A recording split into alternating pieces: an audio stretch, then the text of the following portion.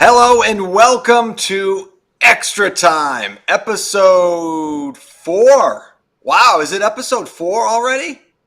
Yes, still single digits, but we're getting there. And half of the episodes we've had our full crew, right? The three of Yep. us. And once Yep. again, we are without the great Jemai Webster, who is on the road with the Red Sox as they get things going in Baltimore. Adam and Sophia back with you. Soph, how are you? First of all, how was your week? I know we had the Bruins end of season press conference after we recorded our last episode, and that pretty much puts a bow on the season. So we are done with Bruins coverage for a while, which is kind of crazy to think about.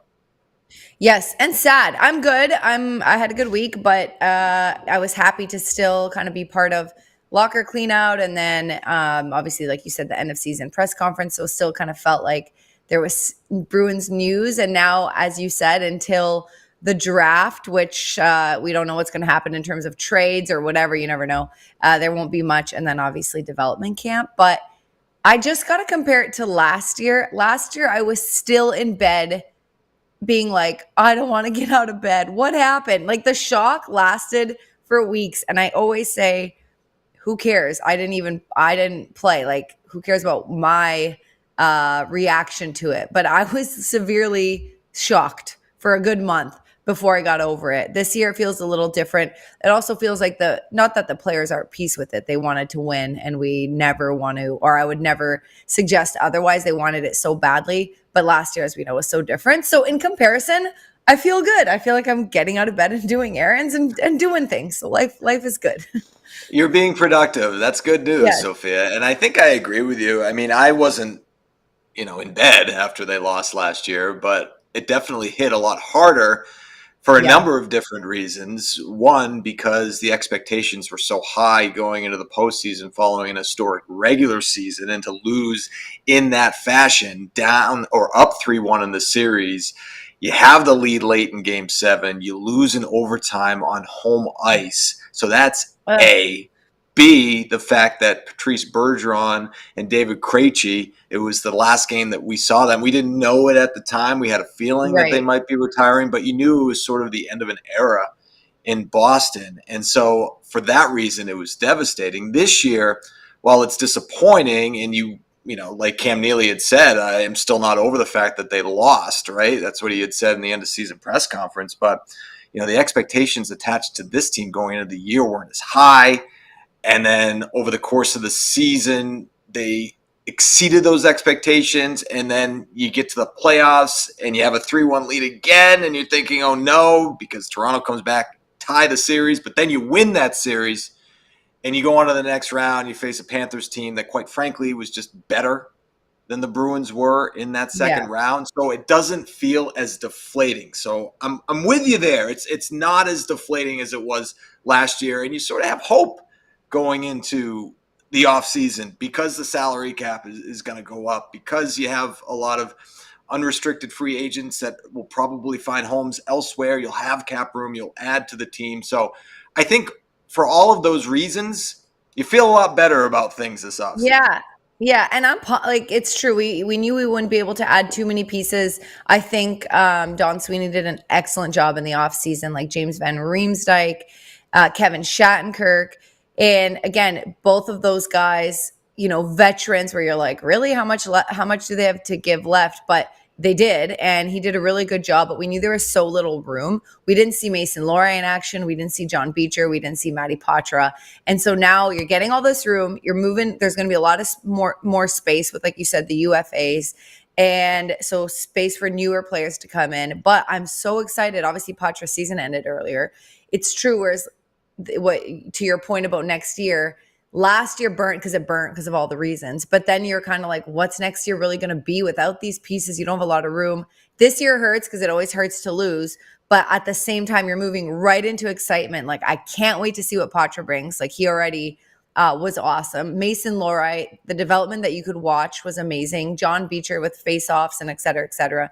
And Justin Brazeau. And anyway, all these new parts. So it feels like it's sad that it ended, but I'm already excited for the future. Whereas last year I was like, damn, still like it's over, it's over, it's over. What is this future going to be? So some questions have been answered, and I think there's a lot of optimism, which is nice.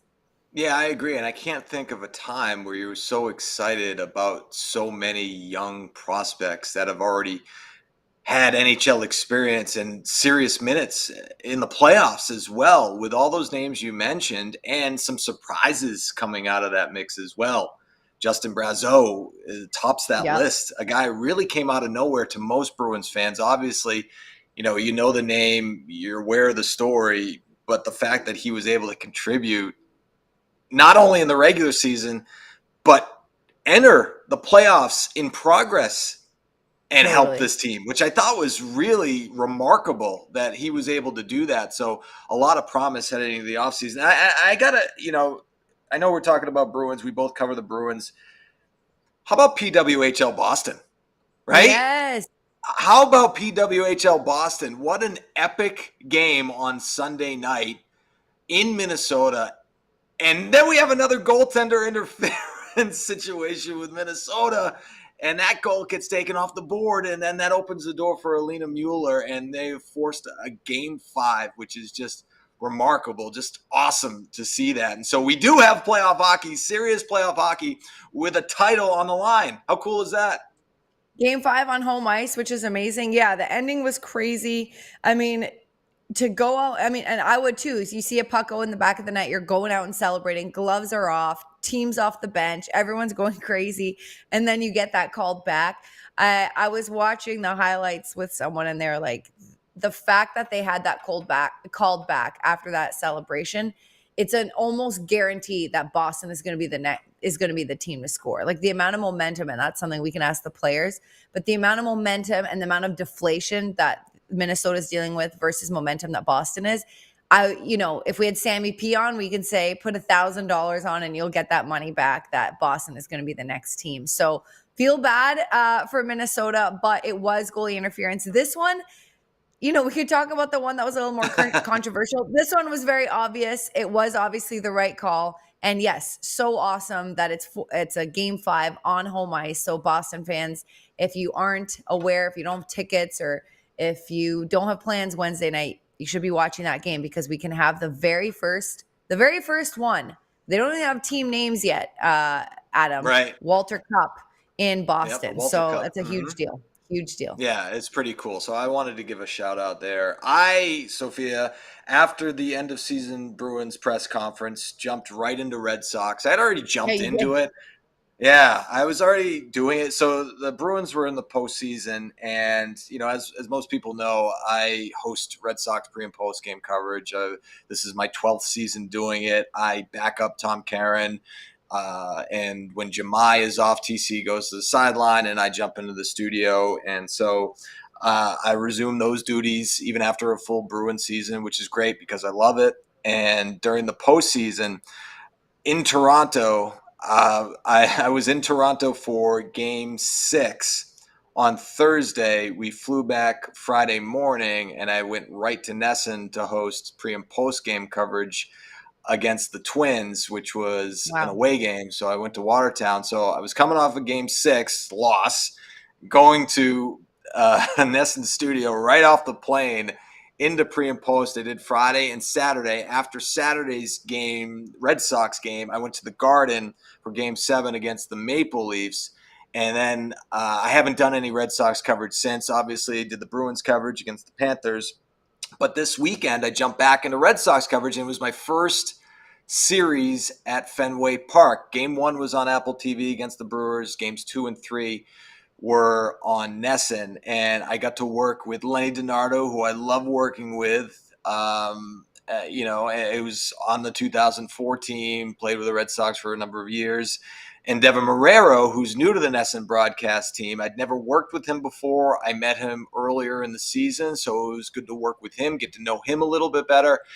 And I actually want to ask you about this because I just thought about this as we were talking. So Sophia, you host studio for Bruins pre and post game coverage, and I think it's a little bit different but I'm sure at first it's probably comparable. So with a new analyst coming in, right? When you're working with an analyst, you want to set them up for success, right? That's the Right. thing that you want to do as a pre and post game show host. You want to set them up for success. It takes time to develop chemistry. And obviously, with Lenny and guys who have been here a couple of years, with Jim Rice, who I've worked with since the start, who has been here for years, it took a while. It took a while because you get to know each other on and off the set, and you try to play to their strengths and set them up for success. So with Devin, I'm just getting to know him a little bit better. Now I know he was a middle infielder. I know when he played for the Red Sox. I know what he can speak to, but I don't know him as a person quite yet. So what are some of the challenges that you've experienced when you first jumped on the desk with maybe Jaffe or Barry or Razor and even Brick at times to try and play to their strengths and set them up the right way? Yeah, I mean, I think it's mostly knowing their cadence and how much they like to talk versus not, versus I don't really think about like the setups. I keep them. I keep them as I would. I don't change them based on who I'm talking to, or I didn't at the beginning. Now I understand a little differently with Billy Jaffe, especially because he's the one constant on the desk. Like Razor and Barry Peterson will flip, and then obviously Brick sometimes when the playoffs past round two. That's the only time we'll really have Brick on the set. And Brick's, I wouldn't say challenging to work with. He's so good. But the only challenge is he doesn't like to have an IFB in his ear. So we Right. all have these for people watching or listening. We all have these pieces in our ears, headphones sort of that hides in your ear, where the producer can talk to you and you can hear sound and you can hear things behind the scenes that if you're watching on TV, you guys can't hear, but it's usually like direction. And Brick doesn't like wearing one of those, so he doesn't know where the direction is going. And he counts on you to tell him. And that the only challenge with that sometimes is that if we're counting down, if we only have 20 seconds left and he's in the middle of the thought, he doesn't know that. And there's no way I can really be like, you have 20 seconds in the middle of his thought. Whereas Razor and Billy will hear that and they'll wrap up. And Brick's such a pro that somehow he always nails it. Like he always nails it. I kind of give him the eye. I'm just like nodding with like wide eyes, like, yes. And he could kind of feel that, okay, it's time to wrap up. So that's the only one that's a bit different. But yeah, Razor and Billy are very different personalities. I just I try to be myself for the most part and how I would just talk to a friend. But of course, over the last 2 years, I think I've been doing this 3 years part-time or 2 years part-time, 1 year full-time of hosting. Especially this year, I learned like Billy, get out of his way, get out of his way. So he wants you to set him up as fast as you can, like shut up, set him up and let him go. So I did that at the beginning, but now I'm starting to like insert myself a little bit more and feel more comfortable. But I don't mind that. Like I like just like getting to the point with him and he takes it away. Razor, I feel like I can, and Barry, I feel like I can set up the topic a little more, like give it more context and more meat. And then they kind of play off that. Billy just likes it like handed to him like a fastball and he'll take it. So yeah, it's a Yeah. journey. But it's not something that like it's not something I think about before I go on the desk to answer your question. I'm not like, oh, who do I have today? And then I'm like, oh, I'll adjust how I do it. I just do it and maybe mid show kind of, get to my points quicker with Billy or something like that. But for the most part, I stay the same. Do you change it up? Like we might have different styles. Do you change how you broadcast? Yeah, I do actually, and I think it's a little bit different. Bruins and Red Sox pre and post game. It's not apples to apples because we have more of a rotating cast on Red Right. Sox coverage than we do on Bruins coverage. You mentioned that Jaffe's there every single game. Razor and Barry are the only other two variables, right? So it's basically those three. With us, we have Jim, we have Lenny, we have Will Middlebrooks, we have Jonathan Papelbon, all of whom will rotate in and out, and Devin Marrero now, all of who will rotate in and out. And over the years, we've had other analysts, other former ball players on the desk. I mean, I can't tell you how many we've had Mhm. over the years. I mean, it's a long list of, and For sure. and it's just to sort of, keep things moving, and people move on for their own reasons or whatever. But I know that when I'm working with Jim, I'm going to concentrate on hitting, right? Like, hitting is what he does best, did best. Hitting is what he knows best. And he'll admit, he's like, I wasn't a pitcher, right? If I ever bring up something pitching wise, he'll say, well, I wasn't a pitcher, so I can't speak to this or that. But a way to sort of get him talking about pitching is to say, okay, Jim, as a hitter, how would you approach a guy like Brian Bayo, right? Because he throws A, B, C, and D. What are you waiting for? How do you do? And that's how I can get him to talk about pitching without actually talking about pitching, right? Because he's Mhm, talking it from a mhm, hitter's perspective. So I know that. But when it comes to Lenny, for instance, I know I can talk to him about pitching mechanics, right? So I mhm, can get into, for example, Tanner Houck pitched on Sunday for the Red Sox. He's had an outstanding year. Earlier this year, Lenny did a breakdown of how Houck had changed his pitching mechanics, right? So instead of being straight on, he kind of now is at a little bit of an angle, and that has changed things for the better for him. And that's just part of the reason for his success. But I know that Lenny did that breakdown, and I know that he can speak directly to the mechanics of Houck and other pitchers. And so it's great when we have, a pitcher and a hitter on the desk, because they can speak to those two different aspects of the game, and then at times, they bounce off of each other without me having to set them up, right? So it's not like, I have to say, all right, Lenny, as a pitcher, how do you approach it? And then, all right, Devin, as a hitter, how do you do it, right? like and it was great this weekend. Lenny, we talked about pitching, and then Devin had said, yeah, when I'm up and I'm down 0-2, this is how whatever the situation. So I'm very cognizant of that, because I think that it really sort of sets the show up for success. It gives it good flow, good content, all of those things. And honestly, that's something that took time, man. Like, I mean, I came from a news background where I would be, anchoring or reporting in local news or doing local sports or whatever. I had never hosted shows with analysts who had played the right. game. I've done interview segments, plenty of those over the years, but I came to NESN never having done a pre and post game show before. So at first I was very rigid, and I was sort of like, okay, here's the play. What do you think about it? Okay, here's the next play. What do you think about it? And that took time to sort of develop it took time to get comfortable, and it took time. You mentioned earlier, you just try to be yourself. For me, that took a Right. little bit of time, for a number of Right. reasons. One, never having done pre and post, and two, trying to get comfortable with the analyst. So it's such a process, and that's why Tom Karen, who's been doing it for a long time, has mastered the art of it. I feel like over the years I've gotten more comfortable and have been more myself, and have really been comfortable with that. But I think it does. It takes a while to get comfortable with that. I don't know how you feel about it. Yeah, I think I'll probably get better as like the years go on, because my first few thoughts was just like, don't first few years, not first few thoughts, the first few reps, I guess, which took a couple years, was just like, don't stir the pot, just do a good job, set Billy up, set Razor up, set Barry up, and set Brick up right. Get the promos right, get the counts right, get your stats right. So for sure, that's like all you're thinking. But I do have a more playful personality than a more newsy one. And I used to do hard news as well, like yourself, right? For in Canada for the Canadian Broadcasting Corporation on a very serious news channel. So I know how to play that part too. But like if you're really hanging out with me, it's very silly, and it's very teasy and sarcastic. And so I think this is the first year that I've actually been able to bring that into the broadcast, which I like doing.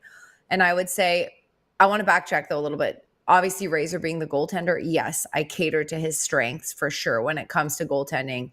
I'm asking Billy about it, but it's always Razor first or Razor's thoughts, and then we kind of break it down with Billy. But it is cool to have specific positions on the panel that you can kind of cater to. And Razor's goaltending insight is unbelievable. Like, I learn something every time I work with him. I'm like, damn, I didn't think about that, or I didn't know that. So that you obviously cater to that. But when it comes to, yeah, I think I'm going to become myself more and more. You get chemistry with these guys. You're a little bit more comfortable trying something. Sometimes you try something off the cuff and maybe it doesn't land.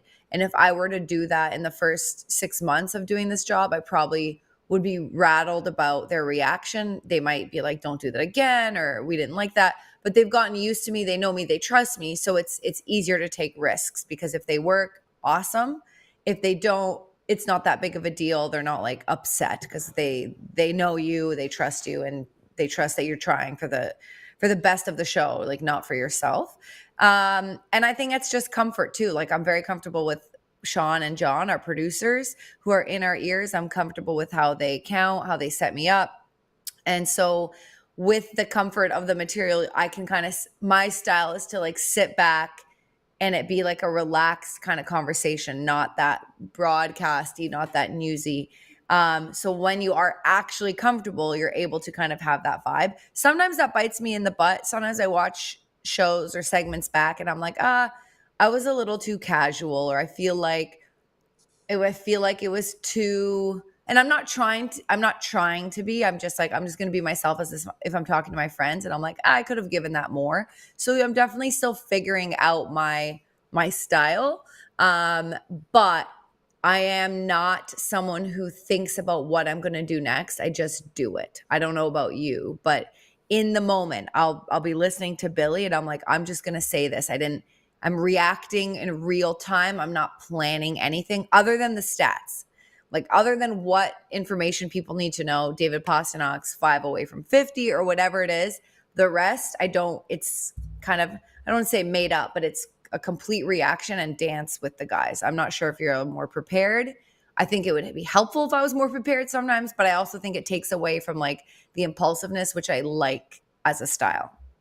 Yeah, I agree. I think too that one thing we were talking about, sort of the evolution of being a pre and post game host and what I've learned over the years. I think one thing that I've gotten better at is listening to the analysts rather than thinking about what I'm going to say next or how I'm Yeah. going to set them up next. And I think that's something, again, that happens over time, that comes with confidence. And that's something that I've really grown into. And that sounds ridiculous, right? So like people listening be like, oh, you don't listen to what they say. Yeah, of course you listen to what they say, but sometimes if you're thinking about what you want to say next or what you want to get to next in terms of topics, you can miss things, right? And so I think that over the years I've sort of learned, it's like, no, like, you know what, like I'm gonna really dig into this, and like I'll get to the next topic when I get to the next topic. But if Jim or Will or Lenny or Pap or Devin say anything really interesting, it's just like, oh, hold on, wait, I want to follow up on that, right? And Yeah. sometimes that can be the best part of the whole segment, right? Is the fact that Yeah. like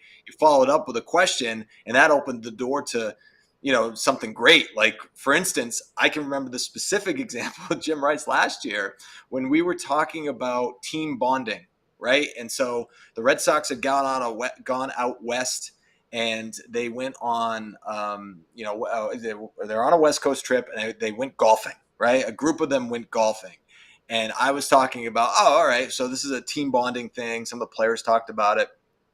And Jim said, nah, man, I didn't do that back. We never bonded, like there's a famous thing about like, the Red Sox back in the day, 25 players, 25 different taxi cabs. Right. And so he sort of comes from that generation and that time in Red Sox history. So he's like, no, we didn't do that. I said nothing, like I followed up. I'm like, really? Like, you never got together with the guys, you never did anything? He's like, well, there was this one time where I went to the movies with Bruce Hurst, who was a pitcher with the Red Sox back in the day.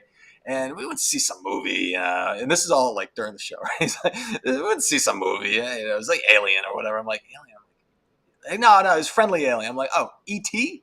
He's like, yeah, E.T. And I'm like, oh, and he's like, yeah, and I remember Bruce Hurst cried during the movie. And I'm That's like, he so cried? funny. That's so I was funny. dying. And like people were reaching out like on social media. They're like, oh my God, that was the greatest story ever. But like, I guess the whole point of that is if I didn't follow up and say, you never did anything, you never really, and like pushed it a little bit, I never would have got that piece of gold, right? Like that's I awesome. It's hilarious. No, it totally is, and that's, like, very natural, like, you're having a conversation with a friend. Um, First of all, the fact that they saw E.T. in movie theaters, like, pretty crazy. Yeah, back in the day, Side right? note. But I think that is the most challenging part. So for fans who are watching or listening and they don't understand how the show is built, you have, like, a team of people in the NESN offices that are building graphics, are cutting highlights, are building lower thirds, which is what you see at the bottom of your screen with stats. And so there is a general instruction sheet. There's a layout of what we're going to talk about, where we're going to go, because you have to build that information. So if we know we're talking about Brad Marchand and how many points he's gotten in the last 10 games, when I say Brad Marchand, 7 points in his last 10, and a big graphic comes up on the screen to show you that had to be premeditated. Like, that had to be built. It doesn't just come out of nowhere, which is why you do have to follow instructions. And I think or a certain type of direction so that everyone's on the same page. They know what to queue up, et cetera, et cetera. So that's for fans at home. It's not just like an hour of chatting because no one would be ready for where things are going to go. But that being said, I think that's my biggest problem is sometimes I just want to keep going on a topic, but Sean or John will be in my ear and they'll, sometimes a sense of urgency, sometimes not, but they'll be like, get to this next, get to this next. So they're talking to you while you're thinking, do I follow up? I have a really good point with this. And you only have so much time before you have to hit commercials, all these things, pay the bills with TV. So it may seem like, to your point, when you're like, it seems douchey if you're not listening. It's not that you're not listening. It's you have someone else telling you where to go. You have all these pieces you need to get to. And sometimes I feel really bad because someone will spend, I don't know, 20 minutes building a great graphic. And if I don't get to it, it's useless after. The game starts or the game is over. That likely cannot be used again because the stats are going to change or whatever, the context change. So I do rush through things sometimes to make sure that everyone who got, cut a highlight or cut a pack, it got to be used. But which is, I think, nice, but that's not always the best for the show. If you said like there's a conversation that needs to be explored, it's better to drop an element. It's better to just not get to it and dive deeper into one that seems to be passionate or like a hot topic. But I'm having a hard time doing that because I'm like, I feel bad for the people who worked on this. Like, I got to get to it. You Yeah, know what I mean? well, and again, we are getting kind of inside baseball here, but I think, again, this is what we do in the podcast, right? It's extra time. You're getting a behind the scenes look. And so I think that's why, most producers will build a show and they'll build things that definitely like, it's like a pyramid, right? It's like the most important things we want to definitely get to. We get to that first, and then there are other topics that we'll get to in a given segment, right? Right. That are sort of like, all right, you know what, we can drop this conversation will be pretty good.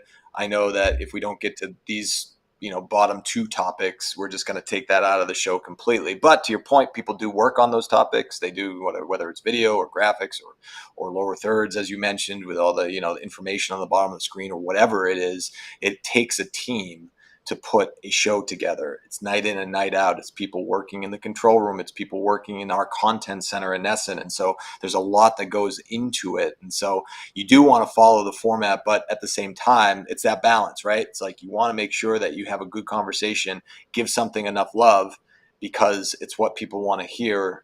But at the same time, you want to sort of get into other things as well because of the work that goes into it. And because it's not like those other topics are irrelevant, right? They're relevant to any given pregame show or postgame show or whatever. But that's sort of the line that you have to toe night in and night out. You want to move Totally. on because I know we talked about.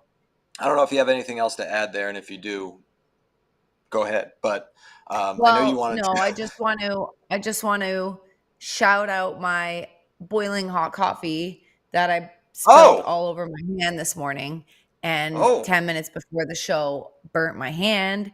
I'm oh! still sipping Wow. it, but like a loser, okay, when you finish, I put cream in my coffee. When you finish the bottom of the cream, there's like always a little bit more. I don't like wasting a lemon drop. Like, I do not like wasting food. So I usually pour my coffee in the container, swish it around to get all the cream. And then I wash it because you can't recycle unwashed things. So everyone wash your plastic or your cartons or whatever. And instead, I was like rushing. Instead of pouring my coffee in the container, I just dumped it all over my hand. And anyway, it's not blistering, Let's which see. is Can we nice. see But it? yeah, you can't really see it. It was like kind of like in the skin over here. It's gonna be blurry. Yeah. It's fine. I Yeah. can still feel it. But every time I take a sip, I'm Yeah. like, F you coffee. But I need Yeah. it. You So think you're anyway, making too big of a deal out of it and kind of being a baby, or no? being a baby. Okay, fine. Sorry. Just Hey, I I don't know. actually have a question. What? What? What? No, go You ahead. go first. You're the host. Go. No, I was going to move on to the hat. You're wearing All a right. hat Ask today. about the You haven't hat. worn a hat yet. Yeah. So why are you wearing a hat today? I'm wearing a hat today because I never, ever, ever, ever, ever, ever go to bed with my hair wet, ever. First of all, Mm-hmm. I shower in the morning, sometimes at Mm-hmm. night, but I am a morning shower. So then I can just do my hair in the morning. But last night I was outside. It was hot. It was sandy. I was sweaty. I was like, I definitely need a shower. So I showered at night and did not feel like doing my hair. I thought I'll get up in the morning, shower again, and do my hair. I did not get up in the morning and do my Mm-hmm. hair. And so it's like like this. And so that's why Yeah. the hat is on, because we can't have that on this vodcast. That's not Yeah. fair. We can't do I that. think. I hope they were rolling on it when you weren't wearing the hat before we came on.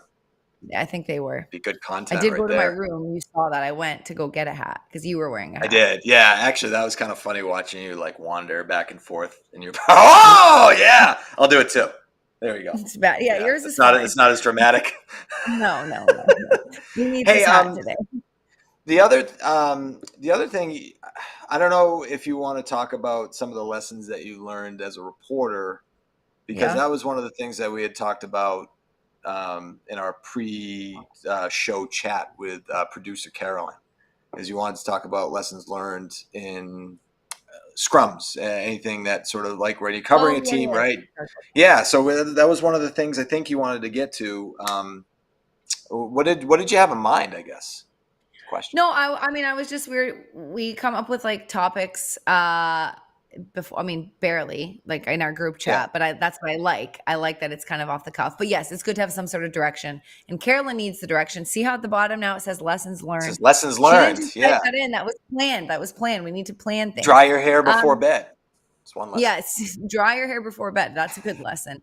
No, I mean, I could talk about this for a long time in terms of, for many podcasts, I could probably give certain lessons that I have learned, and kind of we can dive into it. But I said this on, there's another podcast on NESN called Respect Her Game, Adam, and I also host that one Excellent. with rotating guests right now. But I was speaking with Laura Stickles, and I was talking about how I started in a big market. I started in Toronto.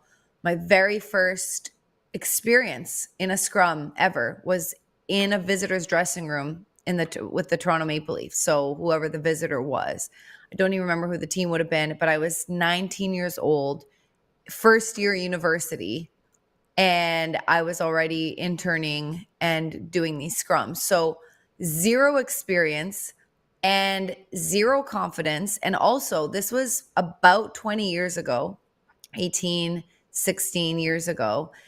And the landscape for women was very different than it is now. And we're talking about it, which is great. But I'm telling you, 20 years ago, I was the only woman in that room, and players and athletes were a lot different. Like, they did not get the talking to, or maybe they were not raised in a way where they respected women in the same way. And I'm not trying to victimize myself, but the rules were just different. The rules were different. The attitude was different.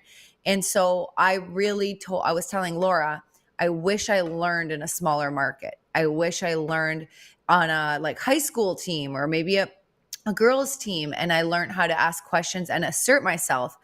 But I was basically like, as a 19-year-old kid who basically had a little microphone, I didn't even have a camera guy with me. I didn't know how to get into the big scrums. Like, I remember once Sidney Crosby was in town, and this is Sidney Crosby when he was 2-3 years into the league. So everybody wanted to talk to Sidney Crosby. And I didn't know how to get in. I was too polite. Like the scrums people, you really have to fight for a spot. You have to fight for a spot. But I remember this one camera guy would bully me all the time. Like he just would like, he would box me out. Or if I was in his way, he'd be like, kid, move. And he'd be like, I need to get the shot. You just have to get your microphone in there for a radio. He'd be like, get out of here. And I should have been like, shut up. Like I was here first. Too bad. I have a job to do too. But I was like, okay, sorry. And I didn't know, like, I wouldn't always get the sound because I was on the outside and I was scared. And so some of the lesson, it took me years, but how to assert myself in a locker room, ask for PR intimidated me. I'd be like, maybe if I could please talk to, Marc-Andre Fleury, that'd be great. If not, that's okay. But that it wasn't okay. Like I needed to talk to Marc-Andre Fleury. So I didn't know how to assert myself. I felt like I was this little girl with a group of men, and a lot of the men were male reporters. They weren't nice. Like they weren't like, this kid, let's help her out. Let's get her in there. Now I feel like in a Bruins dressing room, right? We all know each other. So we're all there. So we're all trying to help each other out. But if I see someone trying to get in, I'm making room for them. Or if their hand is tired from holding the mic, I'm taking that mic and holding it for them. And they would do the same for me. Like we're all very friendly. But at the time it wasn't like that. And maybe there was a bit of like anger that I was in there, but people were really mean. And I had to learn the hard way. It took me years to kind of assert myself. So that's one of the things I went through, where you'd never think that starting in a bigger market would be bad for you, but it was much more costly. The mistakes were more costly and the fear was bigger. Whereas like if I'm covering a high school team, it's just, do you know what I mean? The landing's softer. Yeah, I agree. I think, and I can't speak to the challenges of being the only woman in a dressing room or a locker room. But I can speak to being a young guy in a dressing room or a locker room, and somebody who is new to the business, somebody who's new to the market, and somebody who, just was trying to get their feet wet in the industry. So I did start in a small market. I worked in Portland, which is more of a medium-sized market, right? There's, again, 210 markets in the country. Portland, when I was working up there, was 74. So that you'd call that like a medium-sized market, right? And usually people start, and either traditionally is how it used to be, people would start in a small market or a medium-sized market, but the first on-air job would never be in Boston or New York or Right. Chicago or any place like that. So you work your way up. I was fortunate to have that medium market job in Portland and go right back to Boston and work at the TV station in Boston, and then work at NESN, and that's where I've been for the past 12 years. But, it's funny, I heard you talk about a softer landing covering high school teams, and I was thinking about the challenges associated with that too, not being from Maine and having to learn all of the Oh my God, towns for and sure. all of the coaches and the team names and all And of there's these less things when you resources for you, right? Like less resources on oh the man. internet. Whereas with the NHL, you can get anything. Like for sure. There Yeah. are challenges there too. Yeah. Yeah. Back in 2000, oh, I got a great. All right, so this is good. All right, so back in 2004, that's when I worked up in Portland from 2004 to 2007 ish, and yeah, 2007, and so covering the teams and learning the towns and doing all these things. Well, they had a high school hockey tournament, and so one of the challenges associated with doing highlights for a 6 o'clock or an 11 o'clock show was for high school teams, especially, was getting rosters. All right. So we're talking 2004, where teams, didn't have like the websites. You couldn't find names easily and rosters and all those things, or scores Totally. after the games had ended. Right. So one of the things you would try to do, you shoot a high school hockey game, and then you'd get a roster, and you'd have a shot sheet and you'd have the names, right? So I didn't shoot this high school hockey tournament. It had teams from all over New England and New York as well, and and so the photographer shot it. He brings the tape back, edits the highlight, and has the roster and all the names and all that stuff, right? And I didn't have time to look at it because back then I'm editing my own video for the sportscast, right? So I'm like putting together a Red Sox highlight, or at the if it's hockey season, I'm putting together like basketball, Celtics, Bruins, whatever, right? And so I get this tape, which was edited for me. I'm like, all right, great, don't have to do that, right? And so back in the day, you'd have tapes, and you'd run them back, and they would play them out. And so I would take my scripts, and I'd go to the desk. And so here we go. All right, the Celtics in action, blah, blah, blah, blah, blah, blah. And then, all right, high school hockey tournament, Cumberland County Civic Center. And I'm looking at the names. I'm like, oh, my God, I can't pronounce any of these names. No, right? So I'm butchering this name, that name, no idea, to the point where I said, oh, sorry to the parents of the kids watching, but they're probably not watching anyway, right? So I said, I'm doing a highlight. And so like I'm done with the highlight. I go back, I go back into the sports office, right? It was like a 6:00 show, so I'm getting ready for 11. I get an email, and I get an email from a guy that I worked with in Boston. A guy that I worked with in Boston before I got my first on-air job, who I knew was a sports producer, and he worked at a different station in Boston, and so I worked at a CBS station in Portland. He worked at the CBS station in Boston. He emails me and says, hey, we got some angry phone calls from some people saying that, they were up in Maine. You butchered their names. Like, what are you doing? And I'm like, oh my God, like, I can't believe it. Like, I'm writing back. I'm like, oh, I tell him so sorry. Like, I don't know what to say. Then he emails me back. He's like, I'm just messing with you. I'm on vacation in Maine. I saw your show. Oh my God. I would have lost it. I would have been so rattled. Yeah. So that was one story of like, some of the challenges of being the new guy and like not knowing, like, not being familiar with tournaments or being familiar with names and all. But there's a million stories attached to that. There's definitely a lot of disadvantages to starting in a smaller market because, like you said, the resources are so few and far between. More now. Everyone has an Instagram page, every team. Everyone has a Twitter now. So you can find things out. And because cameras are so like on your phone, you have a student of that team being the social media manager and you get all these videos. So it's easier, but still harder in the sense that, you just don't know as much and there's a lot to learn and moving parts and resources with schools. Whereas I covered the Raptors also at that age and the Blue Jays. Like, again, I wasn't reporting, but I was just in scrums. And so when you go log on to MLB, NBA.com, whatever, you're getting all the information you need. But again, asserting yourself, learning the etiquette of dressing room, of locker room, of batting practice, you learn by failing a lot of the time, and you learn trial and error. And it's the trial and error that's just so much more touch and go in those big scrums. And when other reporters hear, maybe, I'm sure I've asked many dumb questions before, and I don't even mean dumb in terms of context, but in terms of, I don't know, like stuff maybe you should already know. And I had to learn the hard way. So good and bad in both, but that was one of knowing how to assert myself and not kind of being bullied, which is a silly word to use, but it's true, by a lot of the reporters and media. There was something that I had to be like, wait a minute, I belong here too. And I earned my way here too. There's a reason why the station I work for trusts me with this job at the moment.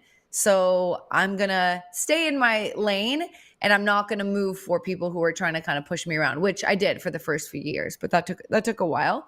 And you're right. I don't think it's necessarily about being a woman, but it was just being younger maybe and people not having that much respect for you. But looking around and like having no female allies was definitely difficult, and it's different now. So it's better. Which is a very, very good thing. But like you're saying, right, everything comes with confidence, right? Like we were talking about being on the pre and post game show, just like talking about the evolution as a reporter and covering stories. All of that goes hand in hand. But you know what? We're out of time. Can you believe that? We have to show your glasses. We have to show your glasses. Oh, all right. Real quick. So they had a giveaway at Fenway Park this week. Yeah, and so we have a picture of that. We can get that up real quick. There it There. is Oh right my God. there. So So those look cool. sick, right? So Yes. basically, they had a giveaway at Fenway Park this week. The sun was tough. We had a couple of guys like drop some fly balls, not be able to see them. They get lost in the sun. So we have an in-game hit It for was Red Sox. I'm fun. like, you know what? I'm going to be wearing these things with Lenny and Yeah, Devin. those are And you can sick. see, look how sick they are, right? And they got the little I bee. want a pair. I don't know if you can see. We can, I know some people. Okay, get me a I pair know of some those. That people. would be great. I would Yeah. love that. So we wore these, and you can see the video on NESN social channels on Instagram and Twitter. And yeah, we did a hit with wearing these, and it was pretty sick. So there you go. I'll wear them for the close. How about that? We're Okay, gonna you we're gonna close wrap it things out. up.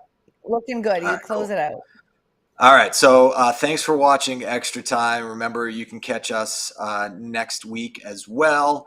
You can catch all of the episodes on our Facebook, YouTube, and Twitch channels. And I don't know, man. I'm starting to fall in love with these glasses as I look at it. I might have to wear them from time to time. Just I look good. I look really good. You do Anyway. look good. Bring them into a Bruins broadcast next year. All right, I will. I'm sure Brick will love that. All right, well, that's all the time we have on Extra Time. Soph, always a pleasure. Jemai, we'll see you soon, I'm sure, buddy. Peace. See you next week.